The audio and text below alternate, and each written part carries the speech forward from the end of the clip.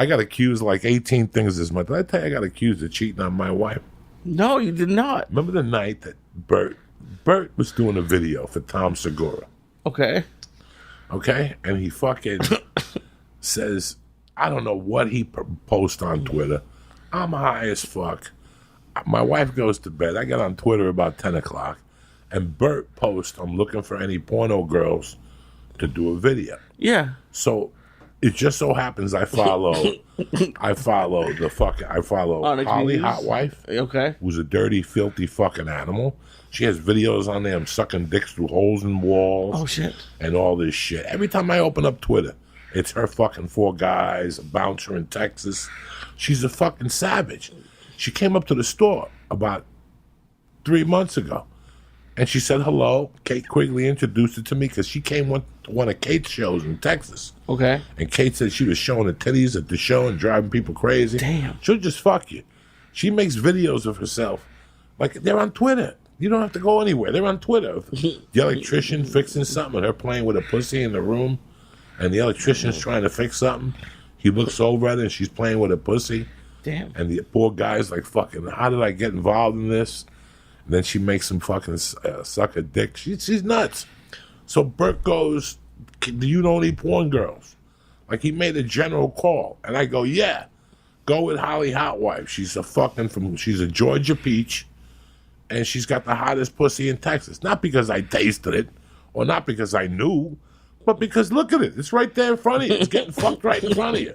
Oh, my God. I got 20 things. My wife got hit up on Facebook. No. Yeah. So, by who? By random Twitter people? Mm-hmm. Oh, fuck that. That's crazy. Disrespectful. You've been retweeting porn girls for years. Because, listen, it's like the chubby girl from Boston I like, Jamie. I love Jamie. You know why I love Jamie? You know why I blew Jamie up? I'm going to tell you why I blew Jamie up. Because 2 days, God bless you. There's another one there for you. That one's empty. Thank God. That's pretty good, actually. I blew up Jamie because there was so many girls for a couple days that were just asking for money. Right. Did you see those? The OnlyFans accounts and stuff? Not even OnlyFans. Oh, they were just asking for, Venmo or whatever. Yeah, Venmo, Send me yeah. Venmo from my car. Now, I'm the type of dude, I help anybody. But I'm like Bill Hicks. I want the most from my bum quarter. Yeah, get something. Yeah. If there's 2 bums and I'm going to give one of them a quarter, I want one of them to have a talent. Dance, jump, light your ear on fire. Do something. I want the most out of my bum dollar. Now, am I looking for a girl to show me her pussy? You know me. If you want to show me that little bat of life, I'm not going to look away like the Louis C.K. girls, if they looked at his dick through their fingers. Right. I'm not going to do that, but I'm going to look at it, but I'm not going to, Look, you can see 1,000 pussies on the computer. I'm not going to fucking incite you for that. So here's this girl from, like, close by that comes to the comedy store begging for money. She's like a fucking 7. She's cute. And I look at Jamie, who's got a really pretty face. She's just a little bigger than most girls, but she's voluptuous. She's got a great ass. And she's out there doing videos. She's not showing it. She does stand-up. 10 minutes topless. But she won't show her pussy. She won't show her ass. A guy like me respects that. Yeah. A guy like me says, you know what? Here's a motherfucker that's hustling. She's not slutting. She's hustling. And people who are super... You don't even want to know how much money she's made. Good for her. And thank God. God bless her. Yeah. But she's not showing her pussy. She's very decent. She's not showing her pussy.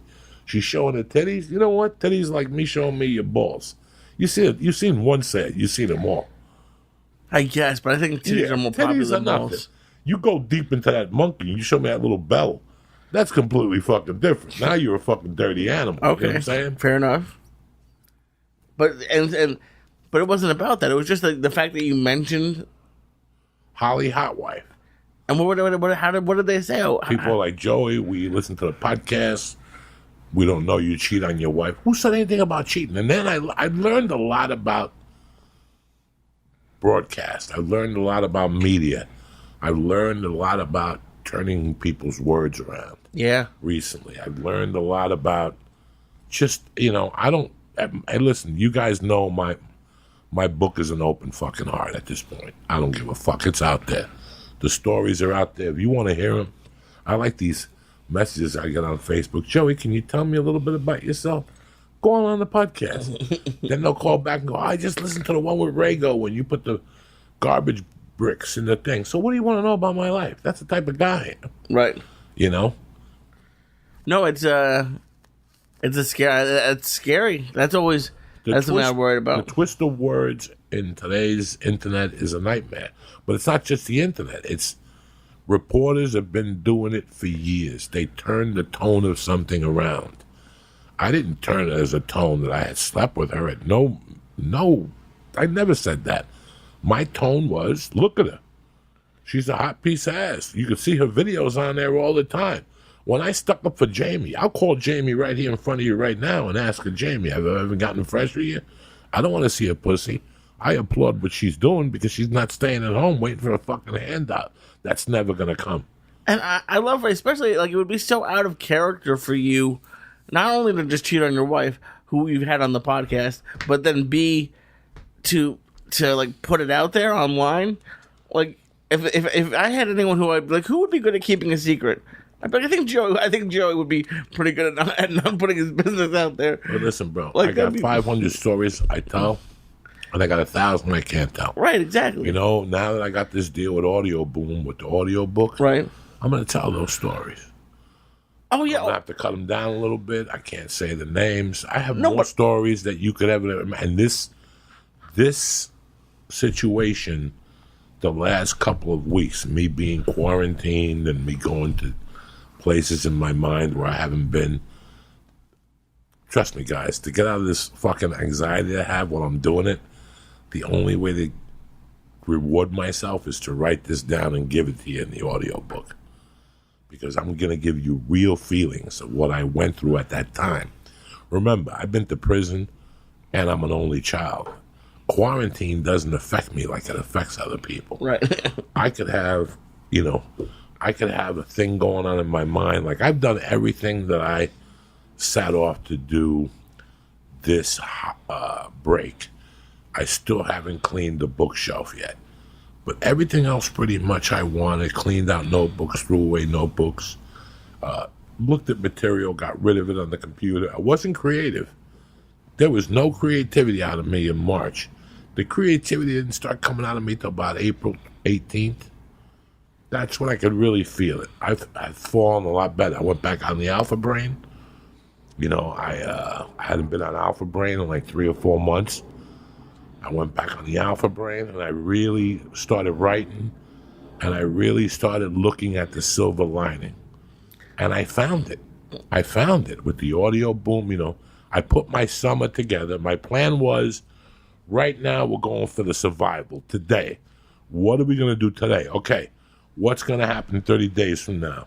Mayor Garcetti is going to announce a 15 more day. The Governor Newsom is going to announce 15 more days for us and for New York. That puts us at June fucking 1st. Texas is already opening up some comedy clubs May 27th. Nashville is not allowing live entertainment. They are open. The restaurants are open. Interesting. But right off the bat. So we all have to wait before they make moves. And this just has nothing to do with comedy. This applies to you guys. You guys know what I'm talking about.